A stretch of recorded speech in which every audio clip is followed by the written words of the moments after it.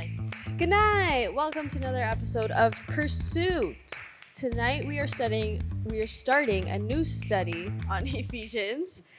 Before we get into that, though, we're gonna test certain debate skills.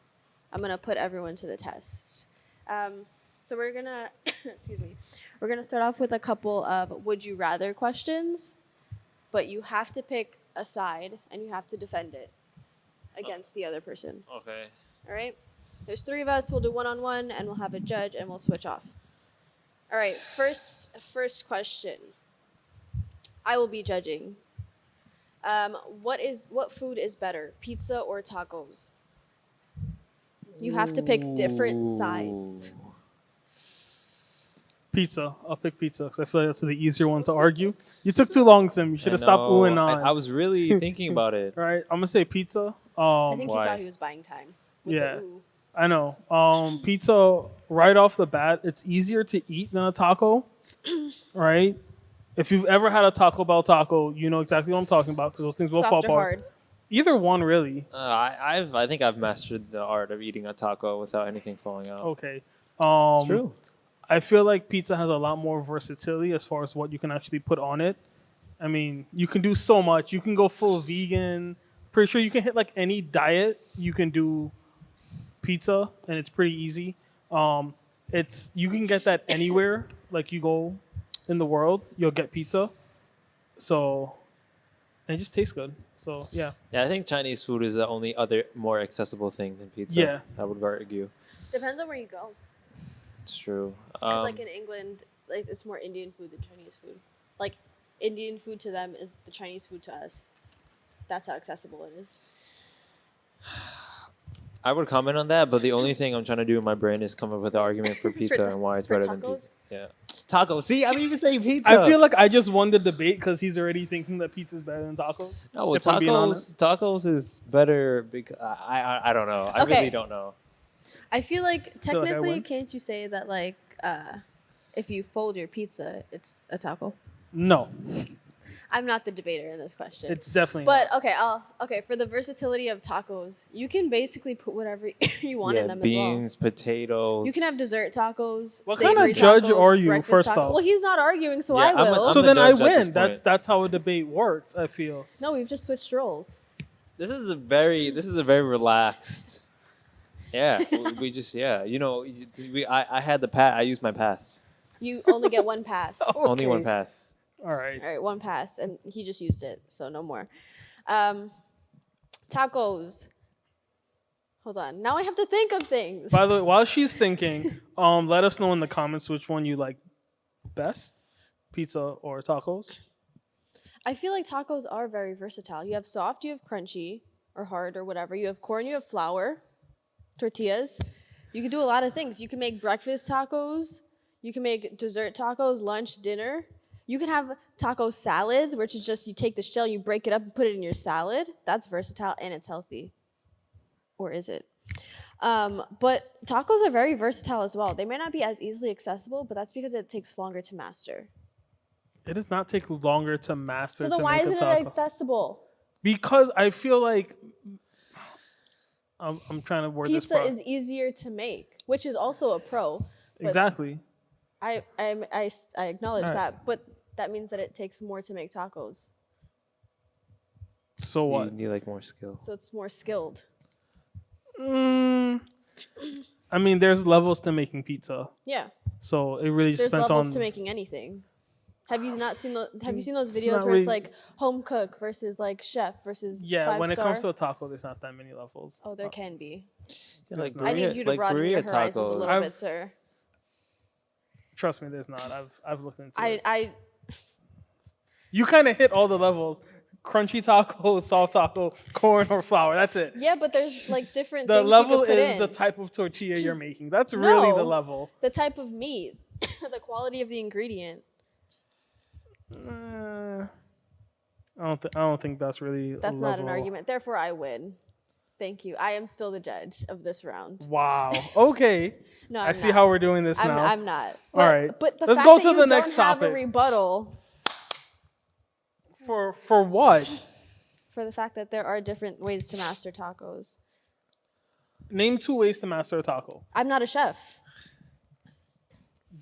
You don't have to be a chef to know 2 different ways to make a taco. But I'm not a chef. I can name multiple ways to make eggs. But that's not mastering eggs. It's making eggs. All right. Name 2 ways to make tacos. 2 ways. Other than crunchy and soft tacos. Birria and regular tacos with ground meat. All right. I'll give you that one then. Nice. Okay, next question. No more passes for you. Okay. Would you rather walk barefoot in a public restroom or get poisoned? Get Restroom. poisoned. Oh, Ooh. okay. That was quick. No, I'd rather walk barefoot in a public restroom because then I could just wash it off later. It's in the outside of your foot. But the poison you're ingesting, it's going in your body. No, the point being I'd rather die than walk barefoot in the bathroom. That's my argument. It wasn't so. a deadly poison, though. Didn't specify. It could just make you really sick for a couple of days. Yeah, I'd rather just the public bathroom. That's terrible. I think either way, I would do public bathroom. Yeah, I think I would definitely do public bathroom. Nah, because I feel like in my head, like the fact that I walked barefoot, that it would mess me up mentally. I'd be scarred for life. I mean, I'm not even debating anymore. I wouldn't do it. It's not even a debate. Like I think just wouldn't. it depends on the public bathroom. Oh, I'm thinking of No. the worst absolute Because public like bathroom. MTA public bathrooms that I've never even gone in, but the fact that the platform smells like a bathroom says something to me, versus like a doctor's office. Okay, no, okay. I mean, no. I think the doctor's office is definitely out. It would be too clean compared to like an MTA bathroom. I'm talking about Coney Island Carnival in the dead of summer public bathroom. You walk through it. That's what I'm thinking of. I don't even want to walk through that with my shoes on, to be honest. So I'd still do it with bare feet. Yeah. no, Over getting poisoned. Correct. Yeah. I'll do the poison. I mean, you guys can tell me why I'm wrong in the comments, I've but been I'm in doing some poison. pretty bad bathrooms. So. But you would still. Wait, who's the judge on this one? Yeah. Who is the judge? At this point, it's you. both conceded. There weren't really many arguments. Okay. I He feel just like I said- feel like he is the winner of this because it Because probably he- would be the better thing, but I'd rather just die. All right. Okay. So would you walk barefoot in a like the Coney Island bathroom for $1 million? But you have to walk around for 5 minutes. No. A whole 5 minutes? It's not that No. long. Just listen to some music. That's longer than the time that I No. would be in there using it. I wouldn't. Not for me. No. I feel like I'd spend like the $1 million on therapy to like wipe the thought of it out of my head. Okay, you wouldn't have to work for an entire year, and you get to travel the world anywhere you want to go. You don't have to pay for any of it. What What'd you kind do? of Squid Game torture thing is this? What do you do? That Next you're gonna week walk at barefoot. Pursuit. Okay. Next question. A next question. Oh, You- it's do my you, turn. Do you want me to read it? Okay, I'll be I the mean, judge. I already know what it is. The question. Okay, so I'll read But it you'll for you. judge. Yeah. There's no real answer, so I don't really know if it. All right, go ahead. Actually, I'll modify the question a little bit because it's a little sexist. Would you rather be the hero that saved the person in distress or the villain that took over the world? Villain. Wait, what? Say it again. Would you rather be the hero that saved the person in distress or the villain that took over the world? I pick villain. Hero. Go ahead. Really? I thought you picked villain. But go ahead. So did I. That's why I said it really fast. Okay. Well, being as we're Christian, I think being the hero would be the Christ-like thing to do. Well, I have to do that in real life anyways. At least let me like live in fictional land, you know. Wait, I would like Be to a hear bad- your whole no, I'm just argument joking, I'm just other joking. than... Being Christ, you think there No, needs to I be just- more than being Christ-like? No, but I'm just saying, like, I'm giving you time to speak your whole piece. I feel like you should be talking first since you answered first, so go ahead. Okay. I would pick the villain because 1, people can change. 2, I would have all the power in the world. And 3, world domination. But that's And the then- Lord, but he's good. I'm just Well, joking. I can change. I will conquer the world and then I will maybe change. No. In this scenario, you have to That's- die evil. That's didn't what say every that. villain You have says, to though. say Isn't that. that what every Evil. villain says? What, that I'm they'll gonna take change? over the world and be good about it. Like No? that's every villain that's trying to take over the world because they're trying to do it for like a good reason, or like the really It's- well-written villains. Yeah, they're like trying to cleanse the world of Yeah. like the bad. Oh, I would just like power. Jeez. So like I was saying, I like to live my life being Christ-like. So I would be the hero and save people. Okay, well. So you're telling me everyone watching, if you're like us, not Kevin, what would you want? What would you want to be? A villain or superhero? I still want to be the superhero. So I that's feel like fun. villains have cooler stories. Yeah, and like being a superhero is so much work, right? There's like only Yeah. one superhero for like 50 villains, you know? That's true. It's like, oh my gosh, it never ends. Never ends. Never ends. So then, who has the real power then? Would it not be the superhero that's fending off 50 villains all the time? Then the one villain that keeps getting beat up by the But guy it says- that barely can spend his time on him? I think villains go for quality over quantity. No, sorry, quantity over quality. You know what I'm saying? Like there would be like 100 villains, but they all like they're not good. They're not Exactly. says So the villain so that you'd took want to be over the the world. lesser person. good. Okay, No, okay. it says the villain. so one has The to villain win. that took over the world, so they succeeded. So they succeeded in this scenario. So they succeeded. Okay, That is we the were question. getting off point then, I guess. I didn't make that part up. People like Okay, to say. so I guess would you rather run the world that's like evil, like you would rather conquer the world and like have like or like rule it evilly, or would you want to conquer the But world I as a think- good person? Who Would is you rather be a defining- Nazi No. trying to take over the No, world, no. right? Because who is defining Or- evil? All right, who is defining evil? Okay, so then because let's. I could be doing things that are very Villain, biased. by the definition of the word villain, you're evil. Because a villain is evil. No, that's and true. who is defining evil? God. That wasn't in the question. Okay, so let's pick. Who else defines I could evil? be doing things that are very pious, but people that don't agree with it think I'm evil. Okay, so let's pick Thanos for it. Let's just pick the Marvel universe. I haven't even watched the Avengers. Oh my goodness. I'm sorry. I know. I'm still on phase That's 2. why she's okay with being a villain. Because she hasn't watched all the That's movies. a crime in itself. That's why she's okay with being the villain. I keep meaning to get through phase 2, but I just doesn't work out. What is phase 1 to you? What have you watched? It was on Disney Plus in phase 1. Oh, like I don't remember what was in phase 1. Avengers was the end of phase 3. The Thanos. So she's like on all like the sequels. Have you seen Captain America 1? Captain America 1, Thor, I think Iron Man 1 and 2 was in phase 1. That's it?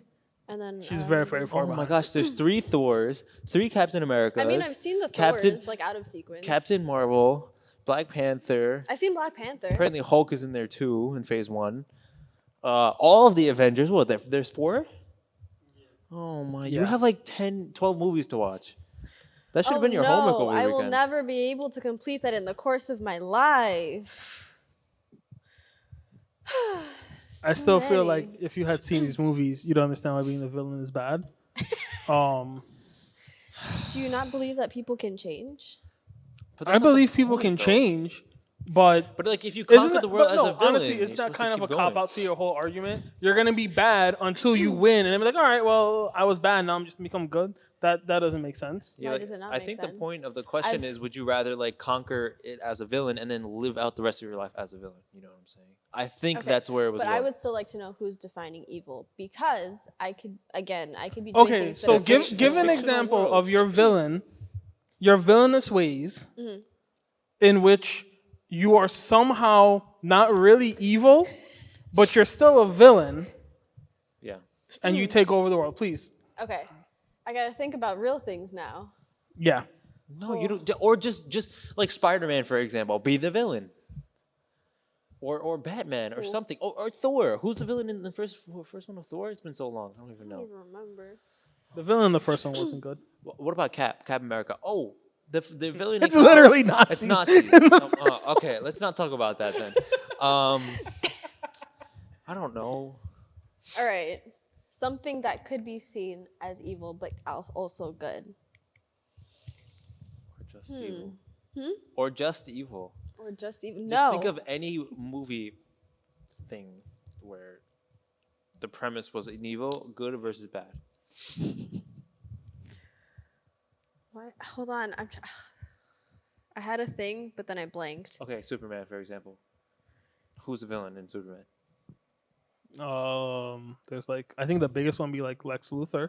Okay, What does that what is mean? like what does he want to do? Like what's his goal? It's this exact same thing that she's talking about. I'm not even gonna lie. Like He he wants tries to to take run- over the world. he I wants think to at run one the point he world. becomes like the president, and he tries to be like a good guy, but he does like a lot of bad things to get to that position. Okay, what does he do as bad? What's Like killing people and stuff like that, like running experiments on people and like all these kind of. Oh, that's a bit like, much. I would not be a mad scientist.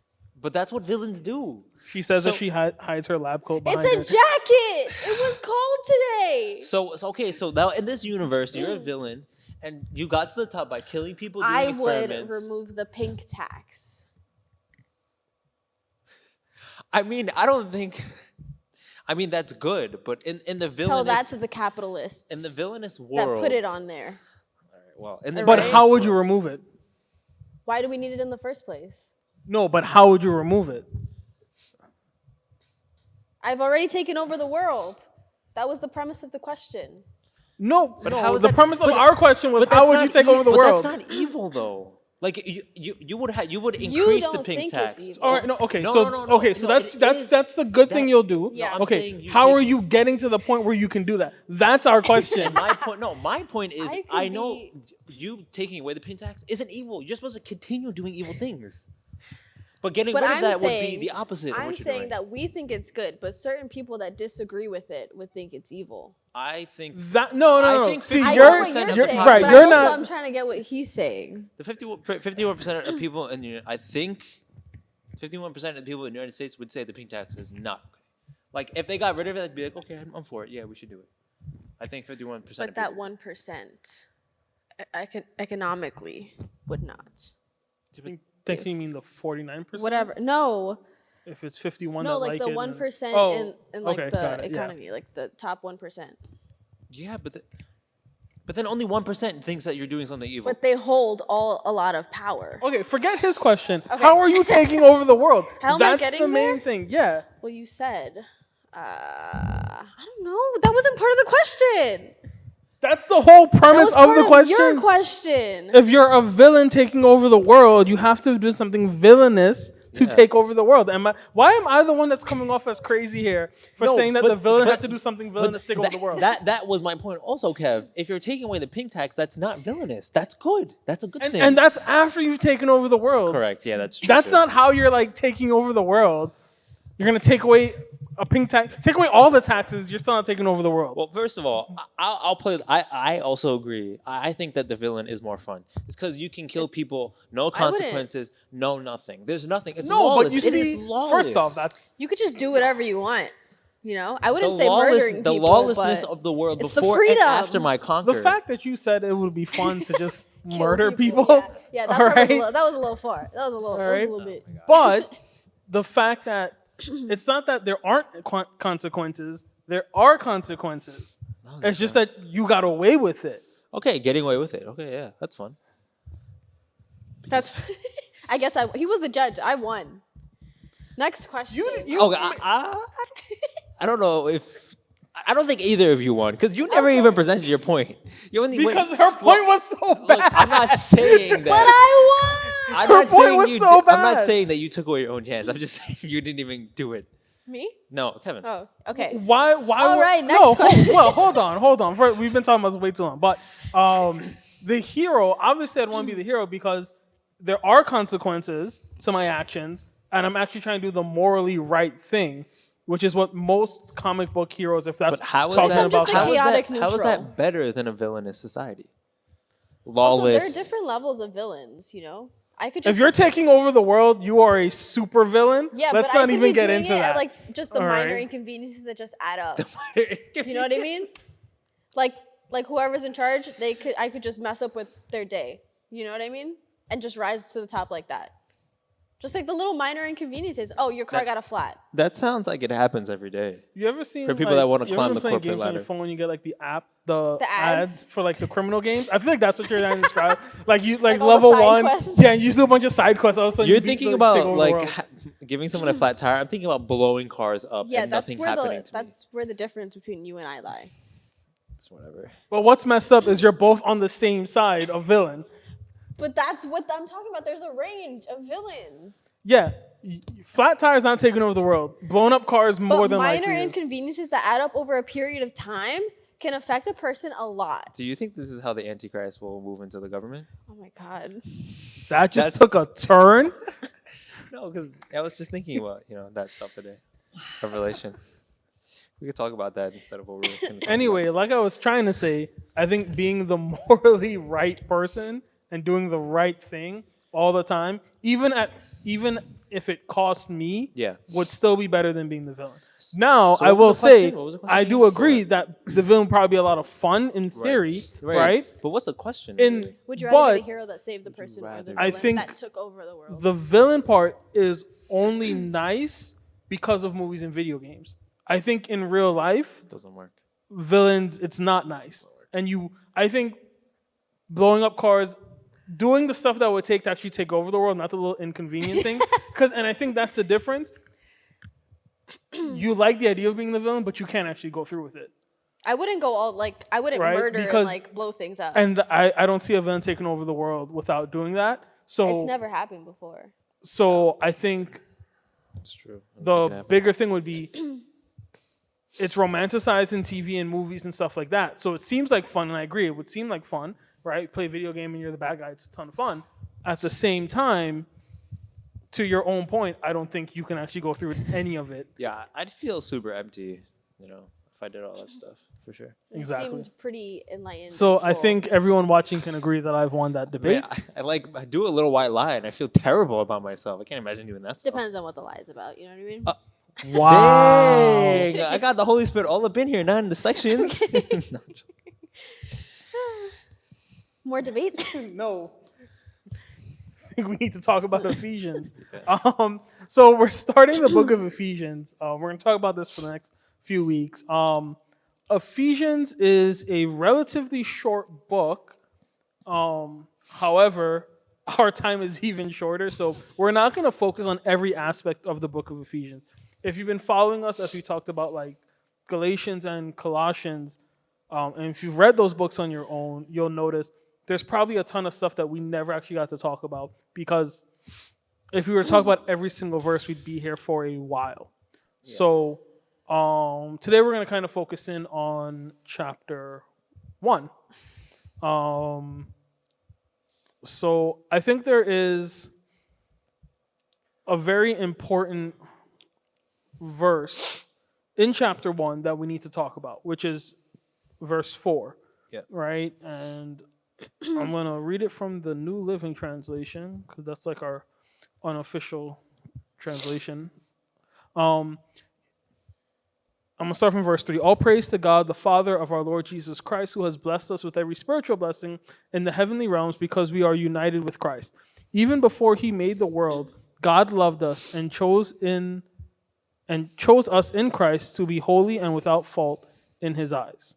God decided in advance to adopt us into his own family by bringing us to himself through Jesus Christ. This is what he wanted to do, and it gave him great pleasure. So,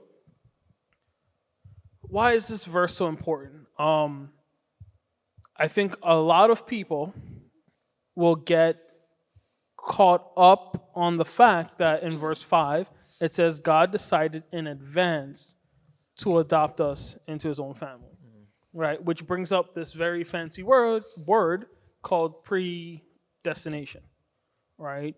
So what are your thoughts? Is that what this verse is saying? What do you guys think? I actually had this debate with one of my friends a few years ago, and I argued that like it's not about predestination, because then that would take away like your will.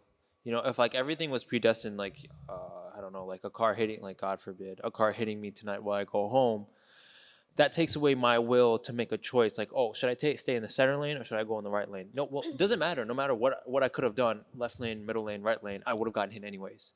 Well, that would have taken away my actual free will and free choice. Because if I went in the right lane, that car would have hit the other car that would have been there. You know what I'm saying? But predestination is like, oh, well, you drank this cup of coffee. Well, you were supposed to. Someone was supposed to hit you. Yeah, that was supposed to happen. I think this isn't really talking about predestination, but I think it is talking about God has a plan for every single one of us.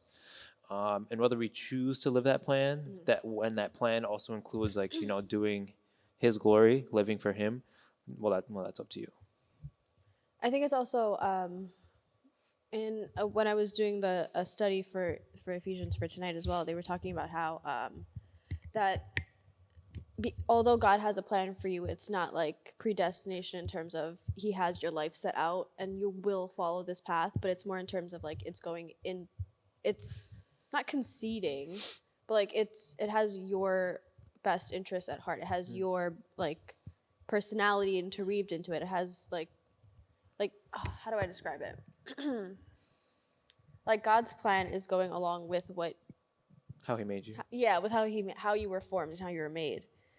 So it's not something that if you weren't living in accordance with God, it's not something that you would have gone against anyways, I guess. I feel like you described predestination just now.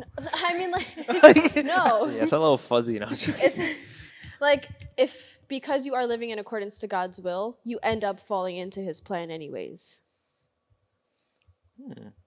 Into what he has. Okay, so the question then is can you live outside of God's will? You always have that option because you are given free will. Yeah. Okay. But because you decide to to listen to God and to seek his face, and he reveals certain things to you, it's better for you in the long run, or like in your relationship, to follow his guidance than to go against it. Okay. I feel like you made the argument for both just now, but no, I get what you're saying. I think for me, when I see scriptures about talking about God choosing us in advance, or I think it's in Jeremiah where he says, before you were in your mother's womb, I knew you, and things like that. I think it's describing this attribute of God that as humans, I don't think we'll ever fully understand, which is the fact that he's omniscient, meaning he's all-knowing.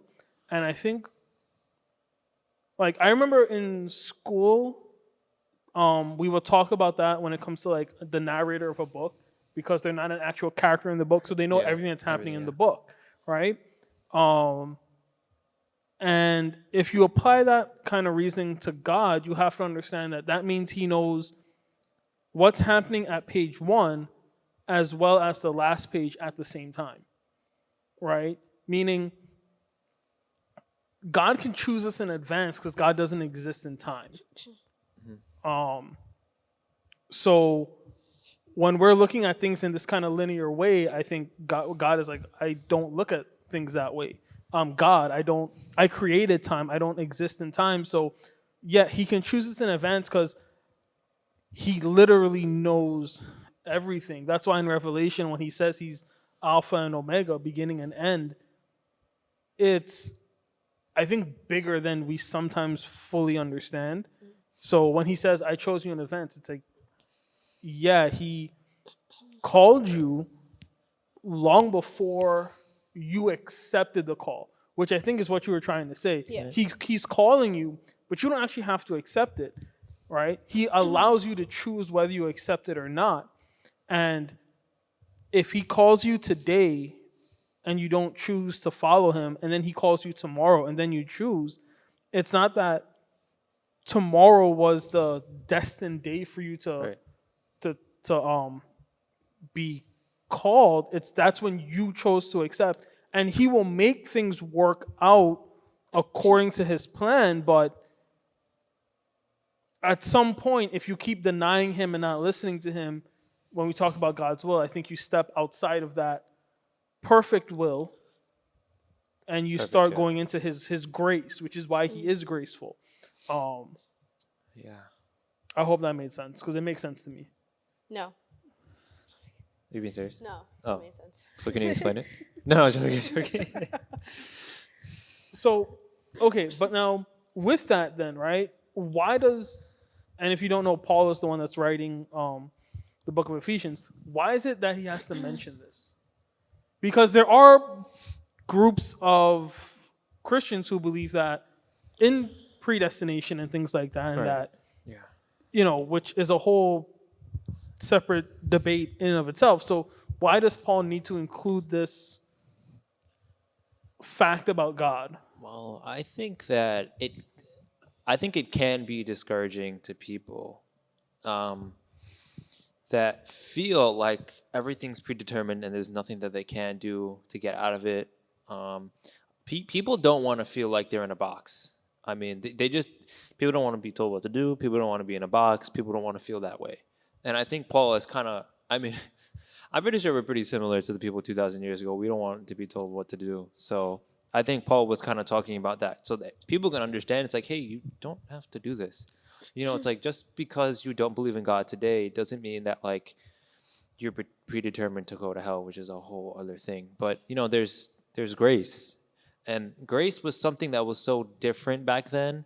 Like grace is, we understand grace through the lens of the entire New Testament and all that stuff, and even our parents, even different people. But grace back then, it was like, what the heck is grace? You either go to heaven or hell. That's it. You sacrifice a lamb so that your sins are gone, or there's nothing. Grace is so different for us nowadays. Back then it was like, if I die tomorrow, I'm like, it's over for me. If I sin one time and it's like not a habitual sin, but it's a sin that I really meant with all my heart not to do, people really thought like I'm just like it's over for me. I'm clipped. But I think that's another reason why he brings it up and kind of lets people know that like, hey, you can be human. Like you can mess up. God knows that he made you a certain way. That's why he sent his son to die for your sins, and that there is grace. And I think that also I think he was also trying to combat people thinking that like it's just rules and regulations, because I mean, again, that's what it was before Jesus really came on the scene. And I don't know if God meant to do it, because I'm not going to say what God really thought. But I mean, the 10 Commandments, it was strict. It was like, hey, you got to do these 10 things. You got, it was more of a guideline, obviously. But I think back then it was really just like very strict. You have to do this, you have to do that, or else, that's it for you. And I think Paul was trying to say it's a little more rigid, it's a little less rigid than that. Obviously, there are rules, there are things that you need to do. Don't take advantage of God. But at the same time, you're human, and you will mess up. Good. You sure? Yeah. Okay. I think it's also because even now sometimes when people are like, based on the circumstances that you're born into and that you're surrounded with, it's hard to like find a way out. So the fact that he's like reminding them like, hey, you have a choice. You don't have to live in this like state of being. You can change your life and like turn yourself around, because God has put you here for a reason. Yeah, there's a lot of friends. I didn't mean to cut you off. No, you're good. I had a friend in college. He knew I was a Christian. I went to church my whole life, and I actually have a relationship with God. I just don't go to whatever. And he was asking me like, hey, have you ever dealt with any guilt or shame or anything like that? And I was like, yeah, of course. Like I've done things I'm ashamed of and stuff like that. And he's like, how do you deal with that? Like how, like let's say someone doesn't forgive you. Like, I mess up and someone's like, no, I do not forgive you. Get out of my life. Leave me alone. Because that's what he was facing. He did something messed up and he didn't mean to do it. And this person just cut him off. And he was like, no, this was not cool. I do not forgive you, period. End of story. And he's like, what do I do? And for Christians, it's like, oh, it's fine. Like, I can just go to God. And it's like, he can forgive me and I can, give that burden off. But for him, it was like, I have no idea what to do. And I think exactly what you're talking about is like, hey, you don't have to live in that regret or even the situation that you put yourself in, because God can... He's there for you, and there's another path, right? There's grace, there's mercy. And that's what I told my friend. I was like, what they said, their words, that's not be all end all for you. Just because you did something messed up doesn't mean that you have to live in the regret of that or the consequences of that forever. Even if that person holds it against you, that doesn't mean you necessarily have to stay in that, right? I mean, you're a person that can grow. That's not who you are the next day and stuff like that.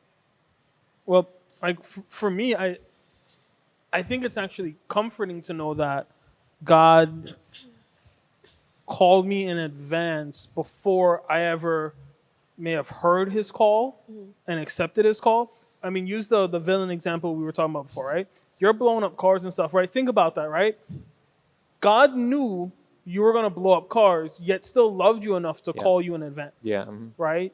So going back to your friend about guilt and shame and things like that, God loved you despite the fact that you would ignore his call, right? Or you may take a long time to hear his call. God still loved you. And I think for me, there's a great comfort and assurance in that God loved me despite all the wrong things I've done. Yeah. Right? Because I mean, same thing like you were saying. Like I've felt a ton of guilt and shame for things I've done, and I was even having a conversation with someone because certain things happened, and they were like, "Hey, I know this thing is bothering you. Just don't like regress. Don't go back to the person and things you used to do." Right? And I was kind of like a reminder, like, yeah, I did some things that were more than just simple inconveniences, right? We weren't blowing up cars, You but were the real Oh, villain. man. All Lisa, along, I he would've was had the real villain. I would have had someone on the And stage he with a blowing up changed. car mentality thing. I've never done it, all right, for the record. but I also took comfort in the fact that, you know what? God loved me even though I did those things, right? And when I say love, I don't think I know he wasn't approving of what I did, right? And in some cases, I still had to, make apologies to people and do all the kinds of things, right, that come with doing the wrong thing. But God never stopped loving me. Rather, he showed grace to me when I think other people weren't, and allowed me to kind of come back to him. And then I don't want to say I changed, I think he changed me, Yeah. is the better way to put it.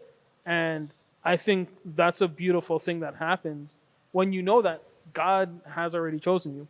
Yeah, and I think what you're saying is God pulls us out of things, or he makes a way out of something, right? And I think that's a really key thing that Paul's trying to say in this verse, and even in Ephesians 1, that especially in that time where, and even now in some parts of the world, where you're born into a certain system, you're born into a certain caste, you're born into a certain class, and you can't figure out or find your way out of it.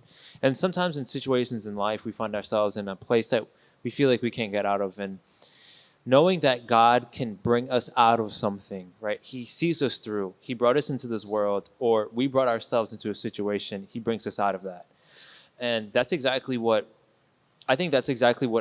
when God says that he's omniscient, like he's all-knowing, that's omniscient, right? Omnipotent is all powerful. Okay. Yeah, right. Omniscient is he knows every single scenario that will ever happen in your entire life.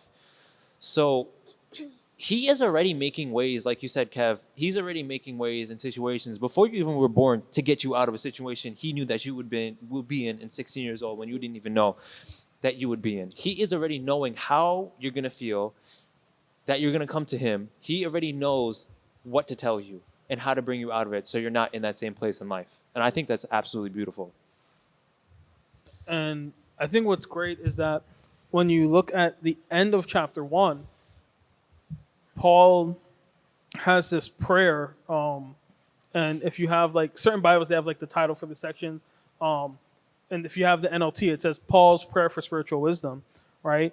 And you actually see that he has this prayer for the church in Ephesus, right? And I think it goes along with what we've been saying, right? That they would come to experience God. Yeah. I think the same way we're describing him now, right? Because in verse 18, it says, I pray that your hearts will be flooded with the light so you can understand the confident hope he has given to those he's called, his holy people who are his rich and glorious inheritance.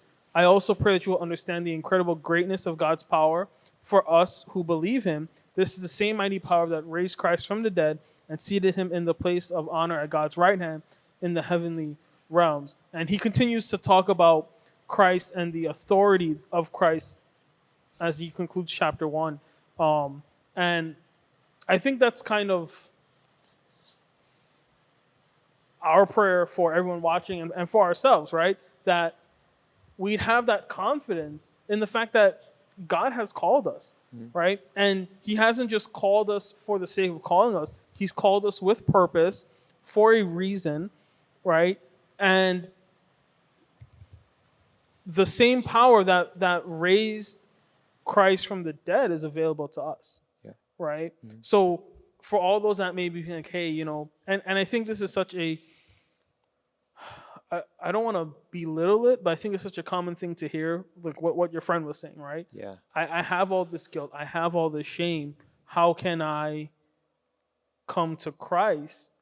I think it's simple because God called you, and you have to have, there's a confidence and a hope that comes with knowing that God has called you, and the same power that raised Christ from the dead now lives in those who have that confident hope. I think that confidence comes from knowing that God has forgiven me and that I can continue walking with Him. That I don't have to start over. That I'm not the same person.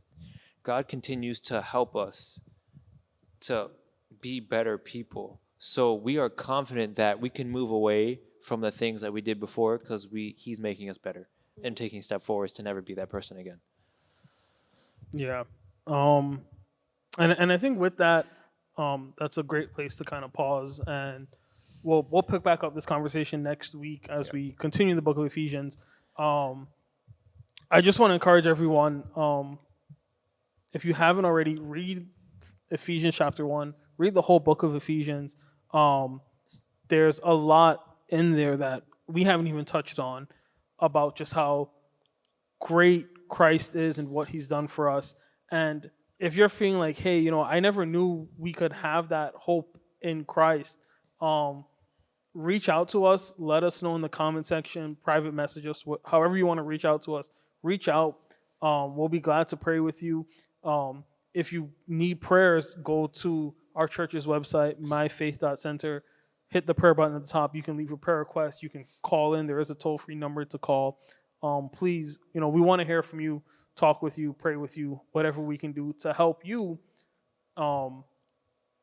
in your knowledge of God and in growing your relationship with God.